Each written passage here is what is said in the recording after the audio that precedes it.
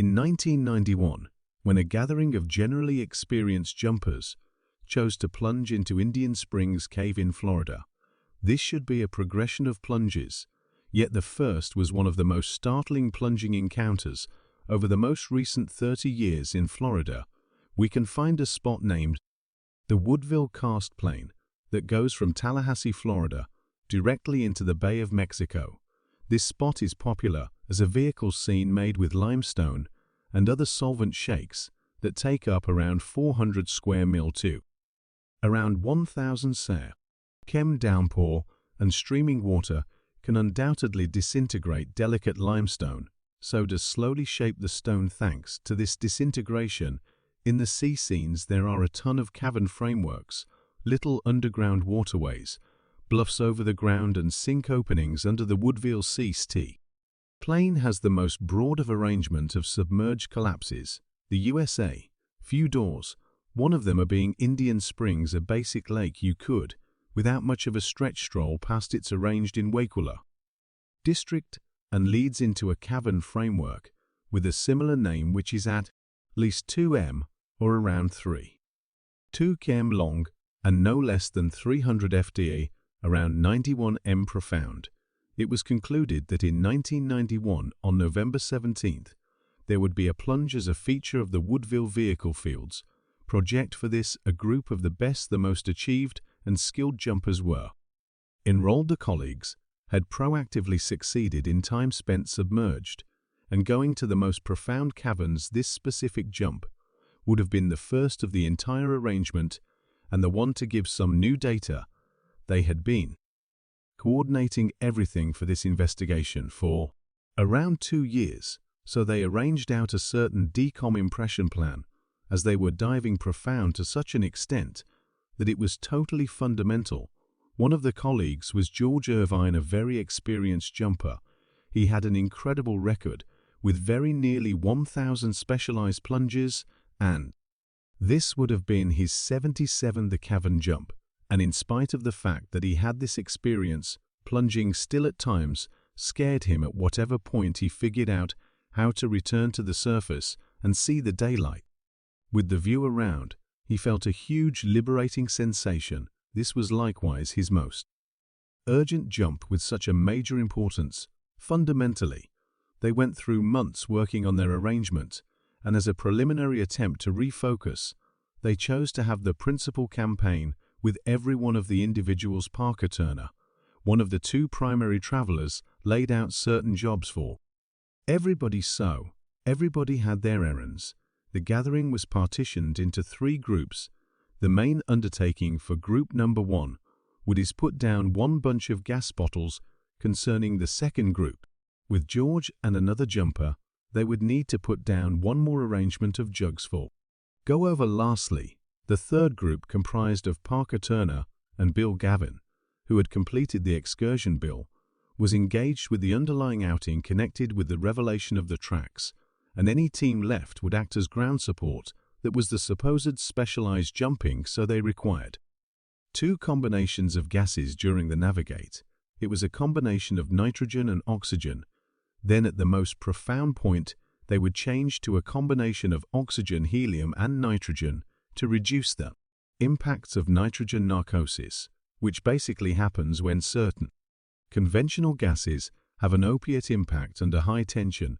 On November 17th, the gathering prepared to Indian Springs to go down. It is really a little lake and a clearing with trees surrounding it.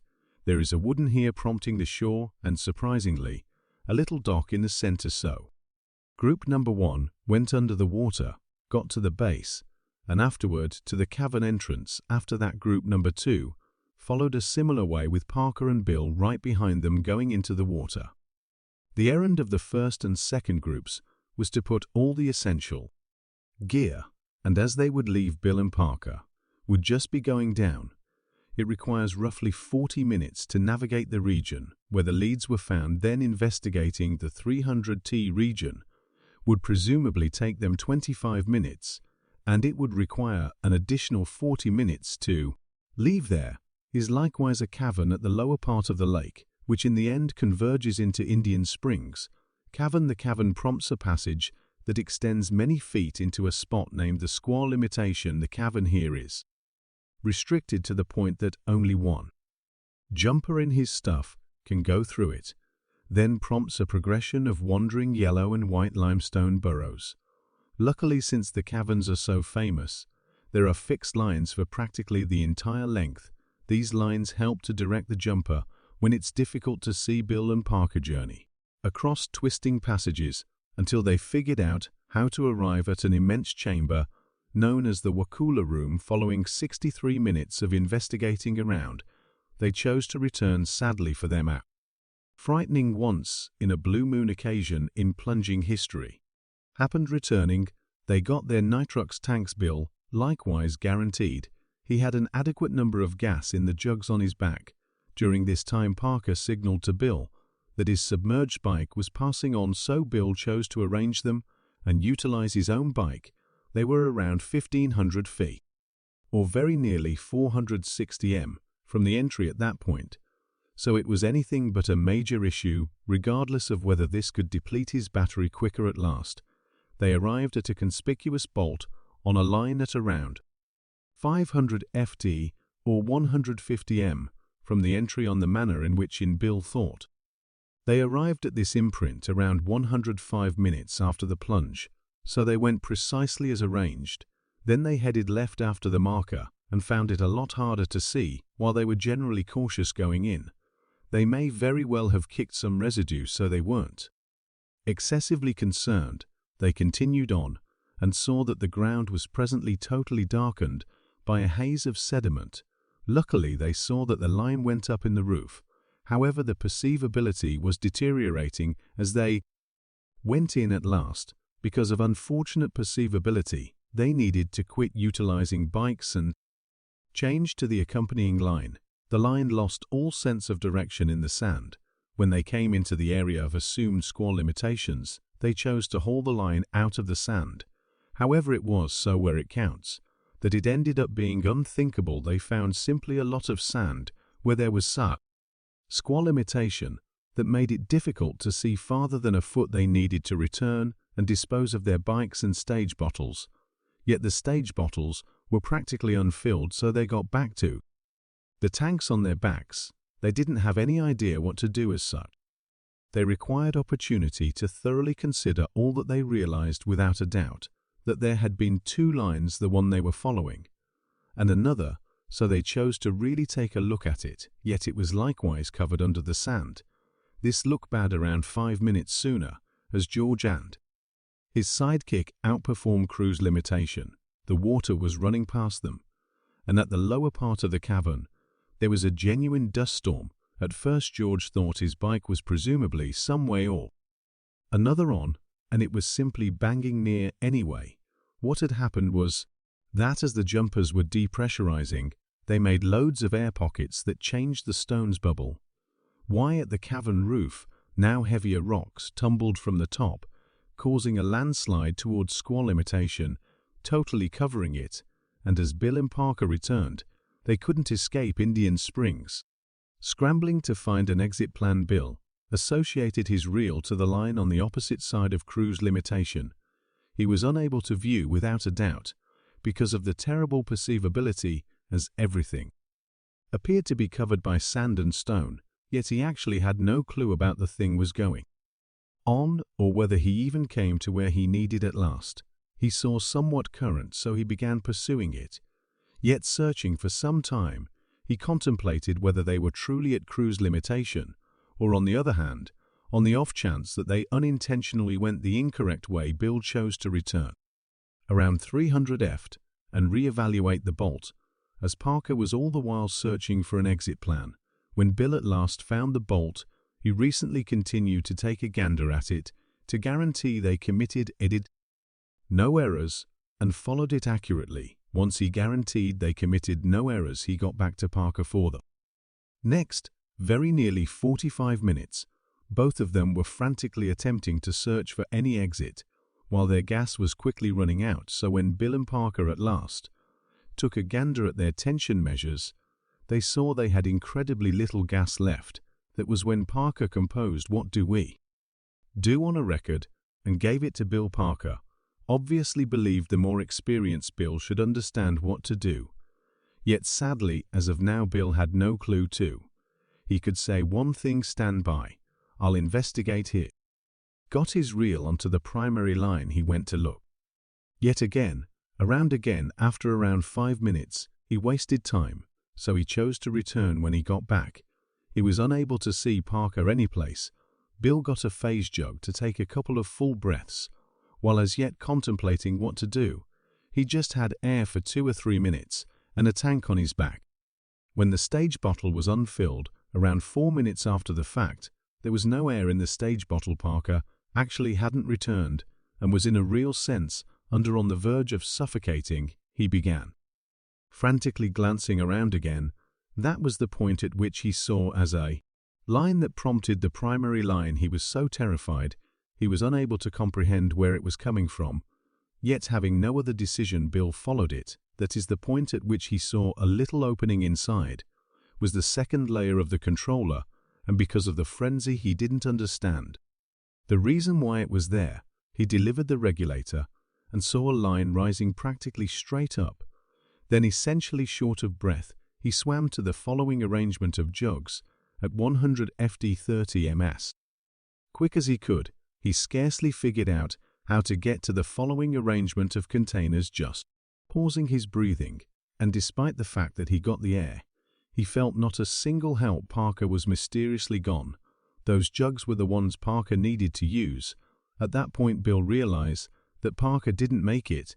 That is when Bill could plainly see that the controller in line he had followed were Parker's, and the main explanation he was unable to find his body was a direct result of all the sand that made it hard to see. Parker's body was still far out in the distance, drifting in this manner. He just remained there, sitting tight for when support jumpers would get him on a superficial level. Water levels got lower by a foot or so. This happened in light of all the new space, which showed up after rocks and sand were dislodged. Then, as sand obstructed cruise limitation, it really halted likewise. Before it got impeded, the ebb and flow moved the residue to the opposite side of the region. This made water for George and different jumpers very clear. They did not know what was happening. George was confused regarding the reason why his bike was correct where he had left it. That is the point at which one would expect that the group on a superficial level would begin to think something was off base, seeing the water level dropping.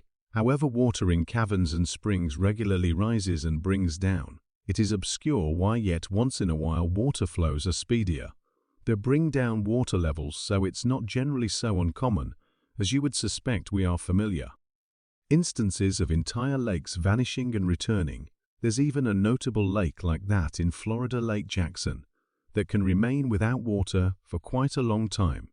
Yet after a few time, George and his accomplices began to get somewhat worried as they saw sediment was coming back. The principal group had proactively been out at around 20 FT or around 6 m under the water.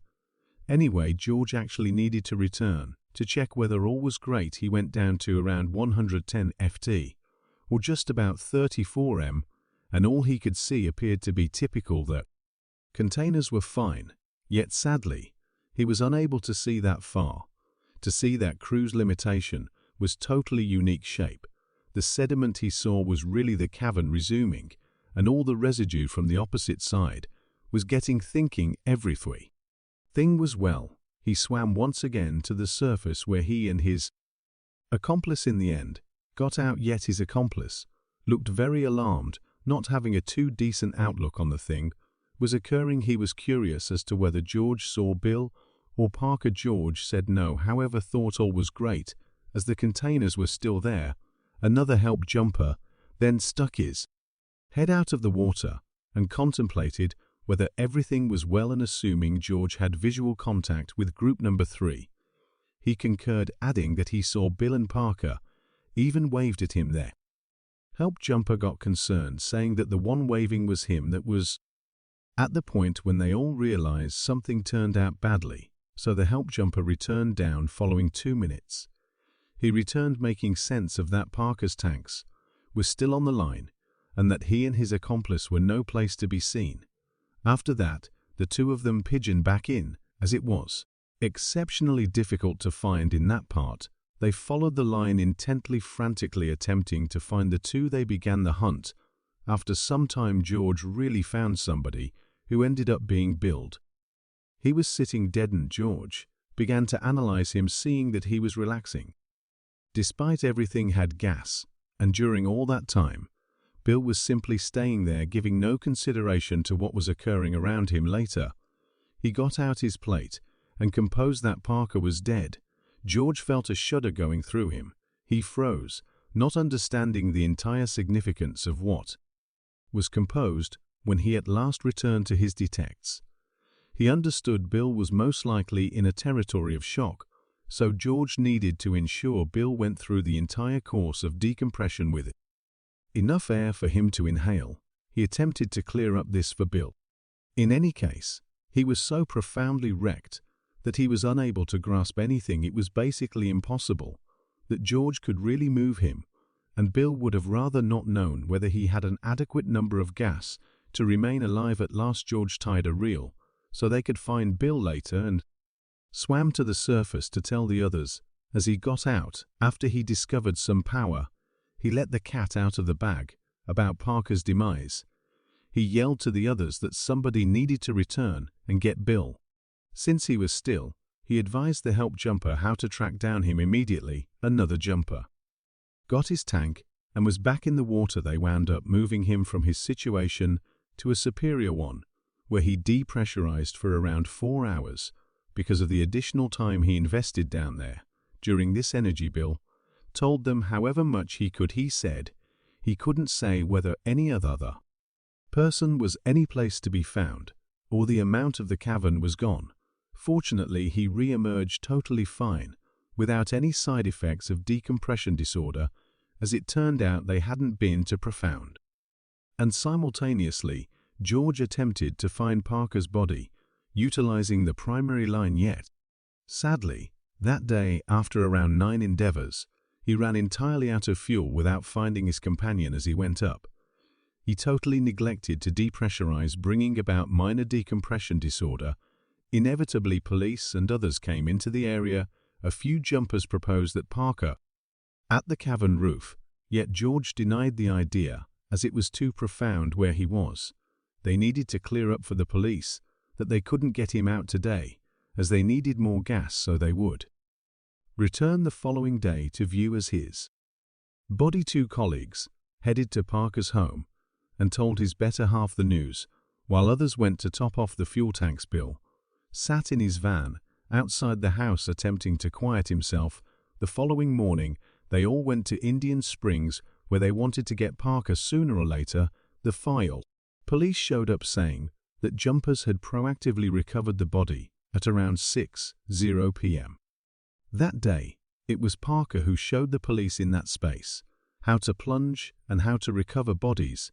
He really had a great deal of companions there who would have rather not allowed him to remain in that frame of mind for longer than needed. After cautious assessment and examination, jumpers thought they realized what had happened fundamentally.